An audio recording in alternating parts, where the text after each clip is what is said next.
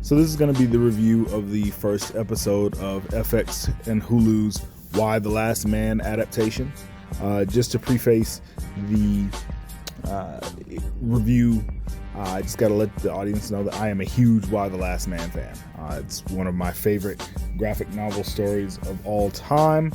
It actually brought me back into reading comics in the early 2000s. This is one of Brian K. Vaughan's best works, if not his best work. That being said, I have mixed feelings about the first episode of the show, and I'm going to get into it.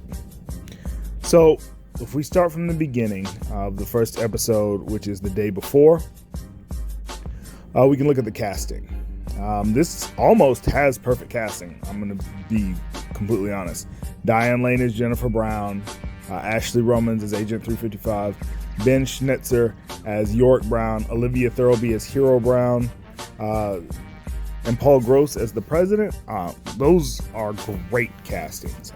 Almost literally lifted from the comics as far as I'm concerned. It's as close as we were probably going to get. That being said, it's 2021, and of course we couldn't get through this without the obligatory token race swap. And in this particular adaptation, we have Juliana Canfield as Beth, York's girlfriend. So again, we have to do this again. So Beth in the comic books is, you guessed it, a blonde white lady, and in this she is a fair-skinned black woman. So that's a mark off, but it's to be expected. Now, what else grabbed me about this particular episode? Well,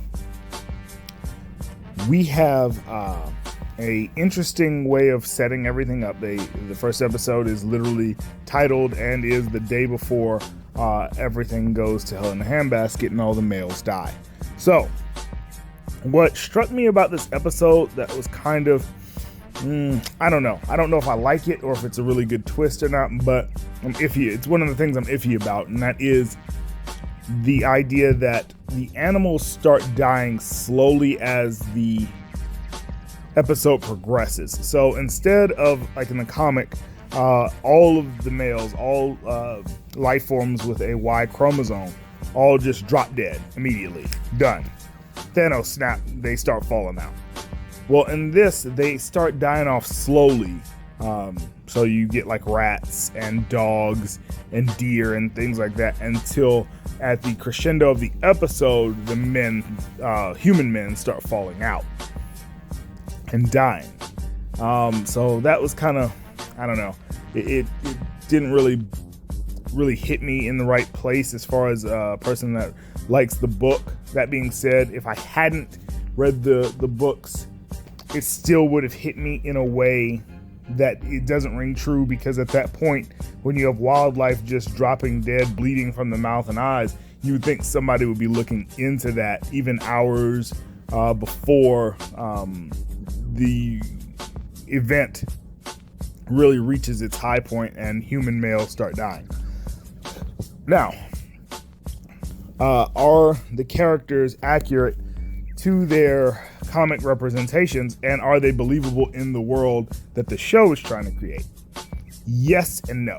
So, the first episode does a pretty good job of introducing us to a lot of the characters, but it also has, unfortunately, the message in it. And what's weird about that is the comic, if you were a person that leans toward a really progressive ideology, Y: The Last Man is already pretty there in terms of subject matter. So the idea that you're going to push it further is kind of silly. And the reason I'm saying that is because you have particular characters like Diane Lane's Jennifer Brown bemoaning misogyny and sexism from the president, the sitting president of the United States, played by Paul Gross.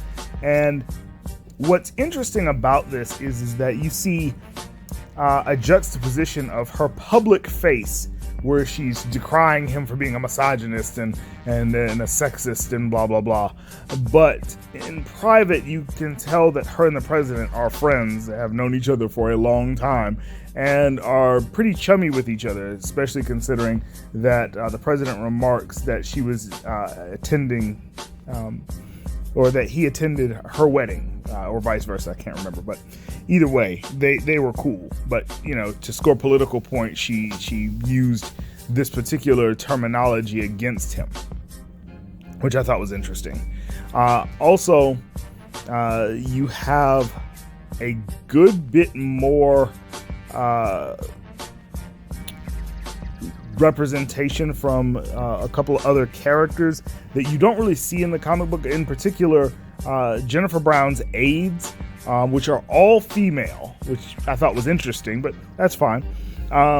But you're seeing a lot of their stories in the first episode, and I don't know if they're padding that for time or if these are just secondary and tertiary stories in order for them to be able to just expose more characters. But it kind of rings as like filler almost, because I don't really care. I'm more so concerned about Yorick and Ampersand, and you don't really see a whole lot of them in the first episode. Who you do see in the first episode, though? You see a whole lot of Hero. Oh my God, Hero is all over this first episode. And Olivia Thirlby does a good job portraying Hero, but something happens in the first episode where that doesn't happen in the comic, and it kind of throws a dark cloud over her character going forward because of this event. And I don't want to spoil it, but it's definitely strange. Now, you get to see 355 in the first episode, and you get to really see her using her spycraft in a way that you don't really get to experience in the comic book, and I really appreciate that. The casting, like I say, is almost picture perfect, and the way that she is able to go in and out of different characters depending on what her mission is also really cool to see. So I really appreciated that. All the other characters, pretty much, they do a pretty good job. You get to see characters that, again, you never really were introduced to in the comic, like Amber Tamblin's Kimberly Campbell, which is the president's daughter. And what's interesting is here comes the message again. She has boy children. She is very much a proponent of masculinity, and she wants boys to be raised in a traditional way, I guess you could say. And she is portrayed to be an adversary to the Jennifer Brown character, which again is very interesting to me, because even though Jennifer Brown in the comic was a character and she mattered because she eventually becomes the president of the United States due to what happens to all the men, she's not so central to the plot that we need to continually see her. And so it's very interesting that they're putting a big spotlight on this character and what's going on for her and for the people around her. So that's interesting. Special effects wise, this was done very well. I especially like the effects of the disease and how it works on the men when they are hit with it. Not only just the animals, the rats, they did really well, the deer and things like that, but also when it hit the men, it really gives a weight to what is happening and what these women are experiencing, watching the men in their lives and the men that they deal with on a day-to-day basis just drop dead. It's not just an immediate thing. It looks terribly painful. And I think that was done really, really well in this episode. Other than that, the only thing I can really mark off is some of the side characters' acting is not necessarily great. Marin Ireland's Nora Brady, she's okay, but at points she kind of overacts a bit. But like I said, this is a first episode, so I mean, there are certain things that you can kind of, forgive. I hope that going forward, I'll have a review for the next, for the second and third episodes out.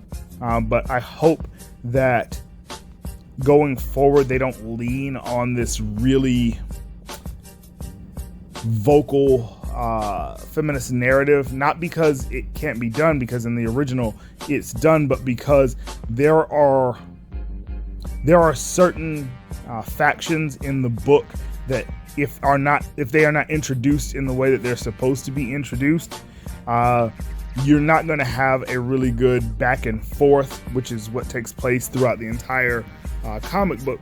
And instead you'll have this kind of one-sided deal where they talk about, it was great having men. They did a lot of stuff and they were really responsible for a lot of stuff, but we're fine. But we'll see how it goes. For now, as a first episode, I'm going to give it an 8 out of 10.